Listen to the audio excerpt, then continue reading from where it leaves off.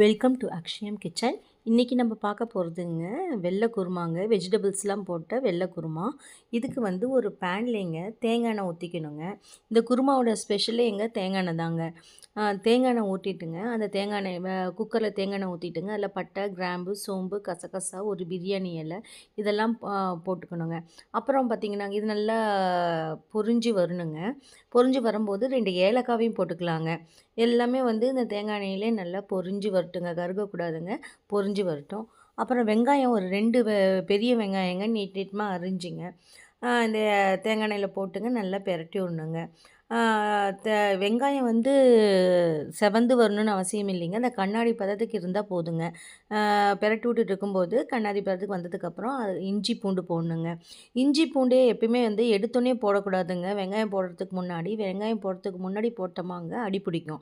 அதனால் ஃபஸ்ட்டு வெங்காயத்தை வணக்கி விட்டுங்க, அதுக்கப்புறம் இஞ்சி பூண்டு போடும்போது அடி பிடிக்காமல் வருங்க. ஸோ இப்போ நான் இஞ்சி பூண்டு பச்சை வாசம் போகிற வரைக்கும் நல்லா பெரட்டி விட்டுங்க. தக்காளியை ஒரு தக்காளி எடுத்து கட் பண்ணி இல்லை போட்டுடலாங்க. தக்காளி பெங்களூர் தக்காளி இருந்தால் நல்லாயிருக்குங்க. தக்காளி ரொம்ப வணங்கணும் அவசியம் இல்லைங்க. ஒரு பெரட்டி விட்டால் போதுங்க. ஏன்னா குழம்பு வேகும் போதே அதுவும் வெந்து வரும். அது இல்லாமல் ரொம்ப குழம்பாட்டம் வெந்துச்சுனாங்க நம்மளுக்கு கிரேவி மாதிரி ஆகிடும். நமக்கு தெரியணும், தக்காளி அங்கங்கே தெரியணுங்க. இப்போ கேரட் ஒரு கப்புங்க.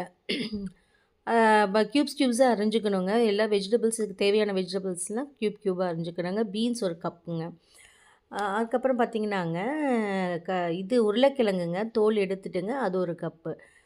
அப்புறம் பார்த்திங்கன்னா பச்சை பட்டாணி இருக்குது இல்லைங்களாங்க. அது ஆக்சுவலி பச்சை பட்டாணி சீசன் இல்லைனாங்க நம்ம சீசன் இருக்கிறப்ப வாங்கி உரித்து ஃப்ரீசரில் போட்டு வச்சுட்டோமாங்க, அதுக்கும் யூஸ் பண்ணிக்கலாங்க. பச்சை பட்டாணி ஒரு கப்புங்க. அப்புறம் காலிஃப்ளவர் அது ஒரு கப்புங்க. அந்த ஃப்ளாரட்ஸ்லாம் இருக்குது இல்லைங்களா, அது ஒரு கப்பு. இந்த 5 காய்கறிகள் தான் எப்பயுமே நம்ம வெள்ளை குருமாவுக்கு போடணுங்க. கேரட்டு, பீன்ஸு, உருளைக்கிழங்கு, காலிஃப்ளவரு, அப்புறம் பச்சை மிளகா போட்டுடலாங்க.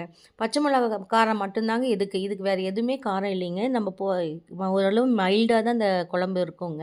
ஆனால் பச்சை மிளகா நம்மளுக்கு காரத்துக்கு தகுந்தது போட்டுக்கலாங்க. போட்டுட்டு ஒரு பெரட்டு விட்டால் பார்க்கறதுக்கு நல்லா கலர்ஃபுல்லாக இருக்குங்க. எல்லா காய்கறிகளும் இருக்கும் இல்லைங்களா, எல்லாம் நல்லா கலர்ஃபுல்லாக இருக்குங்க. அதுக்கப்புறம் குக்கர் மூடி வச்சுட்டு ஒரே ஒரு சவுண்டு மட்டும் விடணுங்க. அதிக சவுண்டு விட்டால் காய் ரொம்ப வெந்து போயிடுங்க. ஒரு சவுண்ட் விட்டு இறக்கி வச்சிடலாங்க. அப்புறம் மிக்சியில் தேங்காய்லேங்க பட்டை, கிராம்பு, சோம்பு, கசகசாவோட கொஞ்சம் முந்திரியும் போட்டு நம்ம மிக்சியில் நெகுன்னு அரைச்சிங்க இந்த குழம்புல எடுத்து ஊற்றிடணுங்க. இந்த முந்திரி எதுக்கு போடுறேன்னா பார்த்திங்கன்னா நல்லா க்ரீமியான கன்சிஸ்டன்சி வருங்க. நல்லா மினுமினுப்பாக இருக்கும் குழம்பு, நல்லா மினுமினுப்பாக இருக்குங்க. நான் போட்டுட்டு நல்லா கொஞ்சம் நேரம் சிம்மில் வச்சு வேக வைக்கணுங்க. அந்த பட்டை, கிராம்பு வாசம்லாம் இந்த பச்சை வாசம் போகிற அளவு நல்லா சிம்மில் வச்சு நல்லா வேக வைக்கணுங்க.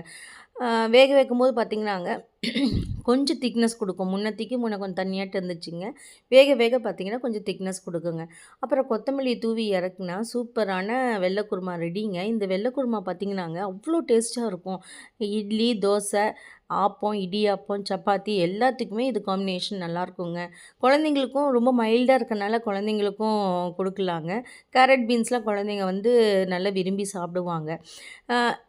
இது இன்னொன்று என்னன்னாங்க, இது ஸ்பெஷலே என்னென்னு பார்த்தீங்கன்னாங்க, தேங்காய் எண்ணெயில் நம்ம ஃபஸ்ட்டு வணக்கணும் இல்லைங்களா, அதேமாரியே இந்த கிரேவி வச்சதுக்கப்புறங்க, வெள்ளை குருமா வச்சதுக்கப்புறங்க அதோட தாளிப்புமே நம்ம தேங்காய் எண்ணெயில் செய்யணும், பண்ணி போடணுங்க.